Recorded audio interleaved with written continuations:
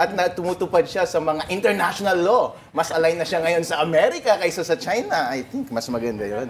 At saka, sinusuportahan niya yung South China Sea. Hindi po ba? Ini-enforce niya po yun. At saka masasabi rin natin, sabi ng ilan, hindi daw tama yung ginawa niya kay President Duterte, pero mas consistent yun sa international law. Pero ang medyo kinasasama ko kay PBBM, medyo hindi daw niya nakokontrol yung mga nasa baba. Although chill siya, sir.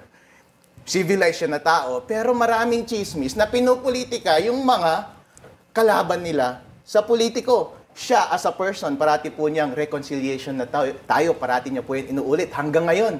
Pero pinoprosecute po yung mga kalaban eh. Oh. Halimbawa, pagdating sa akin, noong eleksyon, may kaso ako ngayon, Chairman Georgie.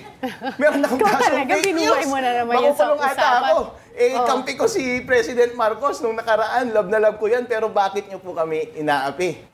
Ganon din po, kung sinasabi po nila na tama yung pag-prosecute internationally against kay President Duterte at ganon din yung ginagawa nila kay Sara ngayon, pero parang hindi natin mawawala yung kulay ng politika sa mga hakbang na yan. Ang masasabi ko lang kay President Bongbong Marcos, you're doing great well, sir.